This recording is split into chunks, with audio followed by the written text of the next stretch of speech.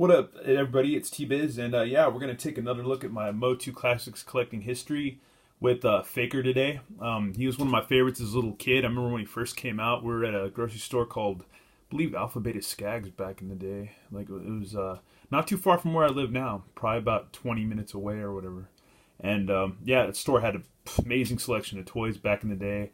And yeah, I used to get a lot of Motu figures there. And yeah, Faker was one of them. I was really stoked about this figure. He was really interesting. I thought that he was cool because he was blue, had weird Skeletor armor, orange sword. Just I liked all the bright colors and stuff. And I usually don't do comparisons, but here's the commemorative version. So this is what I originally had. So yeah, that's a Faker. He's I believe this version he's been in the card for a while, but he might have discolored just being kind of old and stuff like that. Now, I think I kept him out of the sun, but he's still just, I don't know, he seems a little discolored, but it just could be that he's in that bubble or whatever. But the bubble's not too bad in there because this has been kept safe for a while. But anyhow, Faker's kind of interesting because in the old school cartoon, he was just plain like look-alike He-Man with kind of like glowing eyes and stuff. And on the old file card, he's just an evil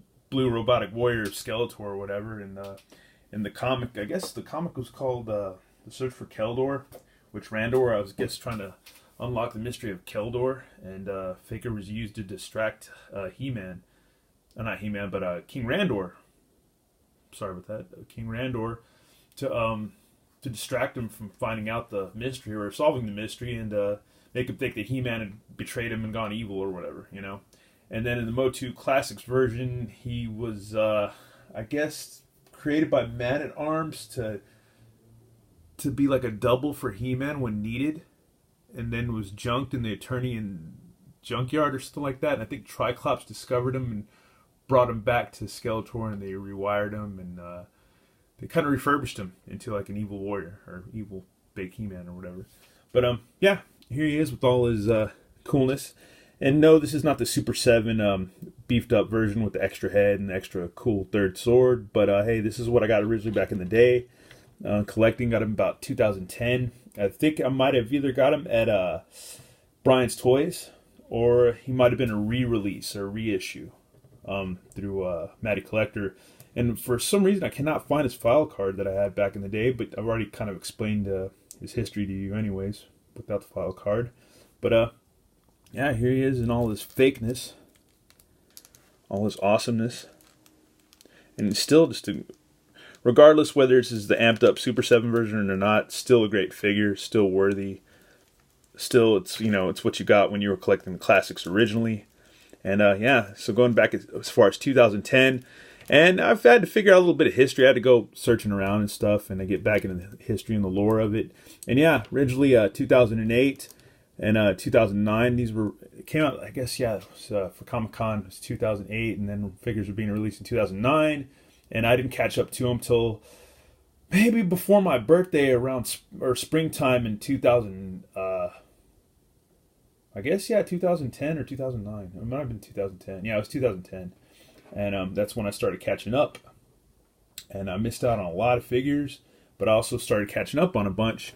So as far as the confusion goes of which ones I got, I think we're going to dip into some other ones that were more eBay purchases that were loose complete, and some stuff that I got on eBay carded and stuff like that too.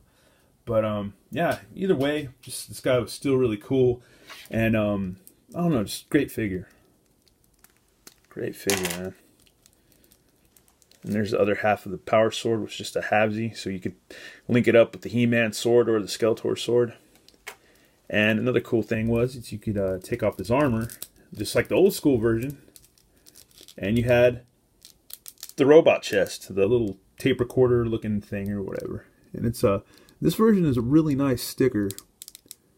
It's on there pretty well. It might just be like a really well printed on decal because it doesn't, if you look closely, it's really on there. So I can't remember if, I'm not going to, try to pick at this thing, but yeah, it's just a really cool decal on there. I think it's either somehow printed or whatever, but yeah, it's just awesome. But give them that more old school vintage look, and to let you know that he's a robot, not a real dude, not a real He-Man. So yeah, very cool. And I believe later, as I was collecting, the cool thing was they started putting out weapons packs, and I think I bought the first 2 weapons packs. It was the Great Wars 1 and 2, I think, and they came with extra weapons. So you got an axe, which was cool, an orange axe, and immediately when I saw this, I was like, man, you can give Faker a hip orange axe like He-Man. So yeah, like He-Man Battle Armor Skeletor, so it was cool. You could, like, you know, spiff them up a little bit. And you also got a nifty orange shield, so that was pretty cool too. So yeah, you could go ahead and give him a shield just like He-Man. So you could really, you know, you could really get the whole fake motif thing going on. And then give him a sword. So yeah, he was pretty much set up to kick butt this way. And I like the fact that they did the battle packs and gave you extra weapons and stuff like that. And because it really came in handy, and it was really, really cool to do that. And yeah, why not have a Faker with He-Man weapons so you could really look like a fake He-Man? But yeah, so that's it for Faker pretty much. Checking him out.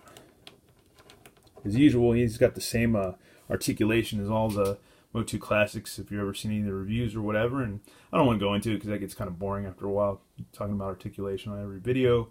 But yeah, great, great figure. And to be honest, I wouldn't mind the Super 7 versions because they have different heads and stuff like that. And it would be really nice. But man, it's paying a lot of money just for another head and just this and that. And I don't know.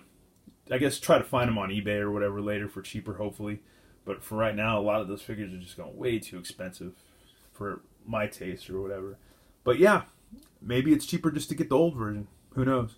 Anyways, thanks for watching, y'all. And more, I'm going to keep dipping into the history as much as I can when I can. So thanks for watching, y'all, and I always appreciate the feedback. And yeah, go out and collect some toys and play with some Motu. All right, later, y'all. Peace.